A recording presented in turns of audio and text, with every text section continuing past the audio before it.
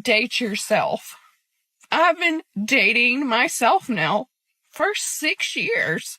I am not capable of casual hookups anymore, you guys. You want to date a bad boy or a nice guy? A nice guy. I'm done. No, bring me all the nice guys. Find me, please. I'm out on bad boys. These women have hit the wall. Now they're wondering why they can't find a man. Older that women get, the more bitter they get, the harder it is for them to get into a relationship, the harder it is for them to be cooperative. Women always have something to say when a man is with somebody who is younger. All the men that was pursuing them when they were younger are now taken married, living a peaceful life. Kindly subscribe to the channel, as it is our sole form of support. Thank you. YouTuber recently talked about women hitting the wall. He clarified it and defined it as sexual desirability, and said that for many women it occurred somewhere between their mid-30s to mid-40s.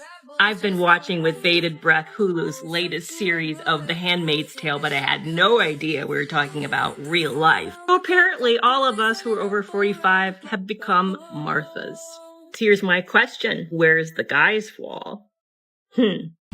As the saying goes, women age like milk, while men age like fine wine. But there's a deeper layer to this idea. Later in this video, I'll show you a clip that explains why men face the wall from birth, and why, surprisingly, this struggle can actually be a powerful advantage. You want to date a bad boy or a nice guy? A nice guy. I'm done. No, bring me all the nice guys. Find me, please. I'm out on bad boys. Time's up. Not about that life. Well, why'd you stop going for the bad boys now at 29? I'm 29, babe. Like, we're done. All about the good life, the soft life. I want to live well. Out on anything that causes me stress. But why were you chasing that at 22 and 23? Well, you're 22, 23. You don't know what the heck you're doing. You're just like, you think it's exciting, and it's like you realize after it's not actually exciting at all. You're like, all right, I'm out. I'm out on this. Did you feel like back then a bad boy would be more able to protect you too, as opposed to a nice guy? No, that's exactly what I'm saying. It's like, I think back then you think it's exciting, and you think that you don't know what you want at that age, first of all. You don't know yourself well enough. Now you do. Now I'm like, all those guys, bye. It's not like we're talking about a massive age gap here. At 22 or 23, she knew exactly what she was doing. She let all the chads have their fun, and now she's looking for a good guy to settle down with. But here's the reality check: the good guys aren't lining up for that. Actions have consequences, and the good guys aren't interested in being someone's backup plan. If she didn't value them before, they have every right to move on now. Here are comments ran through and wants to settle down. I've let a bunch of deadbeats run through me, and now I'm ready for a good man to support me and take care of me. Got used up and used and abused. At 23, you're an adult at that point. You should kind of know what you're doing and what you want to do. Usually at that point, people are in college. I've been run through, and now I'm ready to settle down and have a man support me. Women really don't care about a man's struggles. They wait for the winners. It's why we see women leave relationships 7 or 8 times out of 10. And it's not because he's a winner. It's not because he's chasing excellence and accomplishing great things in his life. It's usually because things aren't working out for him. Don't mind the ropes, Nighty. I actually have something I want to say. I don't know when it started, but I realized I started to do this thing where I don't let myself actually feel the things that I feel. I don't let myself admit that it does overwhelm me that I'm 35 and single. I don't let myself feel the full weight of the times that I've been hurt in my life, because I don't like to give those people any sort of power over me. I don't even like to say it to myself, let alone publicly, but then I kind of forget a really important piece of the puzzle. Vulnerability and sharing these feelings is where real progress is made. As much as I want to fight it and act like it doesn't get to me, that I'm 35 and I'm single and I don't have any prospects right now, isn't gonna change what I really feel. It's hard. It's really hard to sit and admit that I have been hurt. It's hard to sit and admit that I have taken risk on love and it hasn't worked out. It's hard to admit to myself that it's impacted the way that I view dating. But one thing I do know that I really like about myself is the fact that I'm never gonna give up trying. I'm never gonna give up on myself. And even though, yes, I am 35 and single, I'm also 35 with a clean slate. 35 and no longer in a toxic, abusive relationship. 35 and completely supporting myself. And even though it can be so overwhelming and sometimes embarrassing to not be where I thought I was gonna be, at least I'm not where I was. This is her conscience catching up, a real-time reckoning that she's hit the wall. It's a familiar story. These women spent their youth entangled in toxic relationships, ignoring all the red flags. They saw the signs but chose to stay. Now, suddenly as they get older, they want a fresh start and a different life.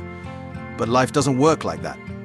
Choices have consequences, and you don't get to rewrite the past once the years have passed. You had your time, and now reality is setting in. Here are the comments. Addiction exists in many forms. This lady is addicted to chads. First, you have to admit you have a problem.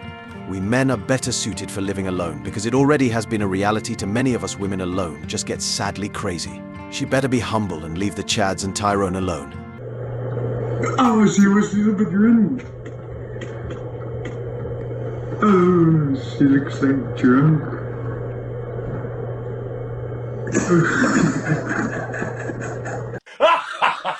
This woman have hit the wall 3 times in that single clip. I know you'd like to believe that, but have you seen the men over 50? And have you seen the women over 50? Now I'm going to take my full head of beautiful hair and go have a great day. Here's the truth. This is an unmarried woman, yet she's caught up in unnecessary drama. At this stage, she should be focused on building a family, not on petty arguments. It's no wonder those hitting the wall comments hit a nerve. And to the gentlemen and the women watching this, ask yourselves, how would you feel if your own daughter was speaking or acting this way? Sometimes it's worth stepping back and evaluating where our priorities lie, especially if we're looking to build something lasting and meaningful. You know Matt Rife? Yeah, I know Matt. He follows you. That's my buddy. Oh my god, I love him. Tell him I want to get with him too.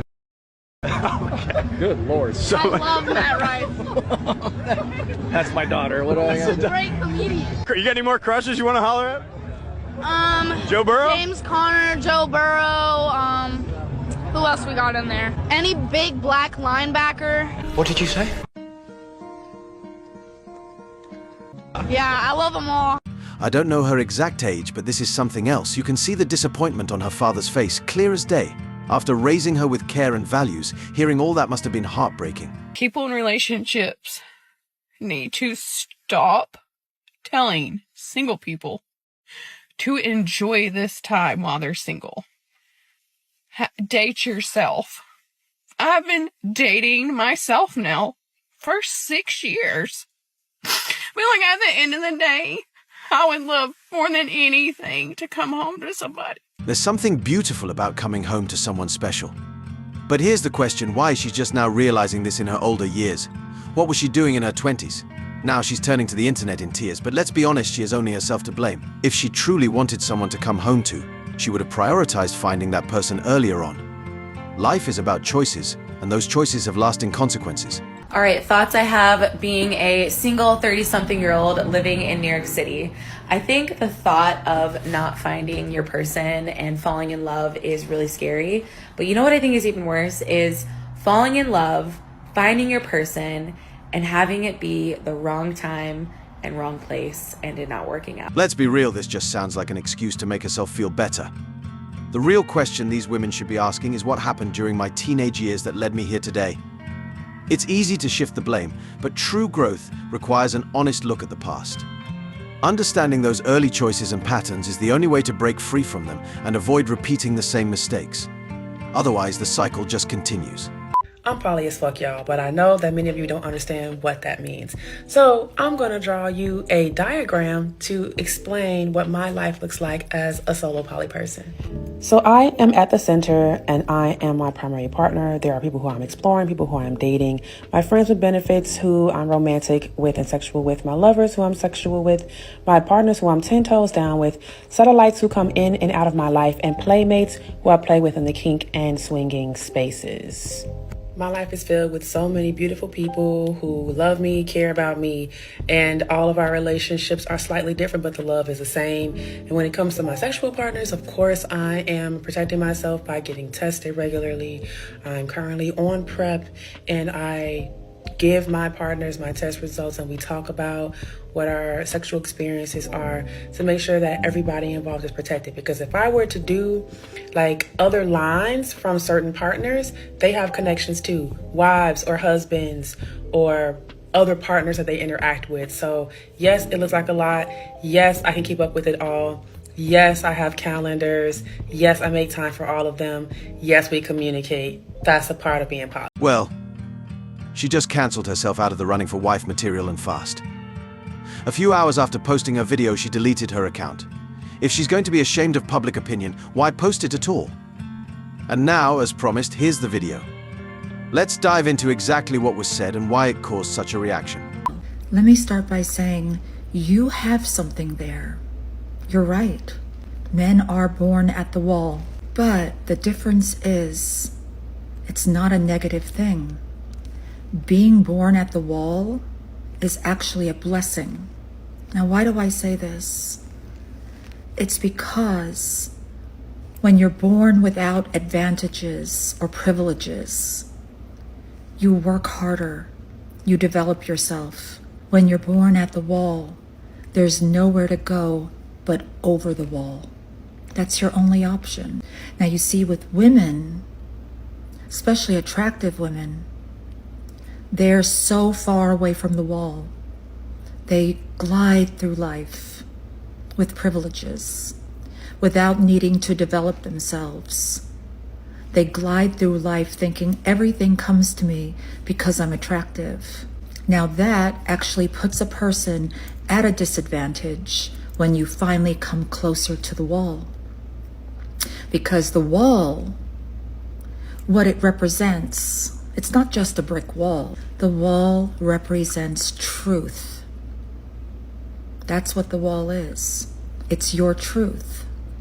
Without all the pomp and circumstance, without the beauty and the attractiveness or the XX chromosomes, which gives women an advantage from the start. I completely agree. Just because you start your life with no advantages doesn't mean the game is over. Fellas, you can still rise above the hardships you face. Work harder and smarter, and you can achieve whatever it is you desire. Success isn't reserved for the privileged, it's earned through determination and resilience. Keep pushing forward, and remember, your past doesn't define your future. Should a man care about what his girl wears? Absolutely. Why do you say that? Because what women want to do is solicit attention. So when you wear a promiscuous outfit like that, you are soliciting the attention of other males. Therefore, it absolutely matters. Would you guys let your boyfriend kind of tell you what you can and can't wear? No, definitely not. Like, I'm gonna wear what I want. So you think your boyfriend should have zero input on what you wear? Yes. Yeah, Why do you say that? Because he has no say on our lives. It's like we're gonna do what he wants. It's our lives. Yeah. Is your boyfriend here right now? Yeah, he's back there. I love him so much. He's your boyfriend? Come here. Ask for anything. I'm not gonna answer. I'm gonna plead the fifth. I'll answer for him. Do you think that you should have some say in what your girl wears when going out? You know what? I'm gonna say no to that. You know what? She does what she wants to. She does what she wants to. I trust her. He has something else to say. If his girlfriend is not here, I'm telling you, there's a completely different answer to that question. That's all I know. That's all I know. All I gotta say is you gotta let your girl trust your shit. You can't police that. She does her own thing. But if I'm not here, his answer will be different. The kind of man she's after is someone who doesn't care about what she wears, someone who will let her dress however she wants, no questions asked. But let's be real, this woman isn't ready for a real relationship. What she really wants is a sucker. Someone to enable her choices without holding her accountable. I believe that he's gay. Ask how he identifies. How do you identify? Actually, I identify as... Oh, here we go. It's that long plethora of, what? Oh my God. Wait for it. I will. Let me get a chair. That granny is a savage, honest, and sharp. Older that women get, the more bitter they get, the harder it is for them to get into a relationship, the harder it is for them to be cooperative. Women always have something to say when a man is with somebody who is younger than him, but let a woman come out and be with a man who is super young. People be like, I know that's right, girl. She still got it. They will defend women being out here and being impregnated and being baby mamas. They are the ones who actually stand in the gap and are promoting baby mama culture. It's the women. It's not the men promoting it. It's the women. Yeah, girl. Well, have that baby for yourself. But you could do it. You don't need him. People would rather be outraged at a woman who got married young than be outraged at somebody having 3, 4, 5, 6, 7 baby daddies. That's the stage that we're in right now. It's okay to have baby daddies. It's okay to, your body, your choice, and you can sleep around and be with whoever you want to. But if you're married to somebody and we see that it's somebody who belonged to us, aka the sisterhood, all of a sudden everybody gonna jump up on you. Honestly, this just sounds like a headache. Many men choose to stay single because of it. As I always say, there's someone out there for everyone. Not every woman is the same, but the key takeaway is to never lose yourself in a relationship. If you find yourself in a situation where you feel compromised or unhappy, don't hesitate to walk away. Your happiness and self-worth should always come first.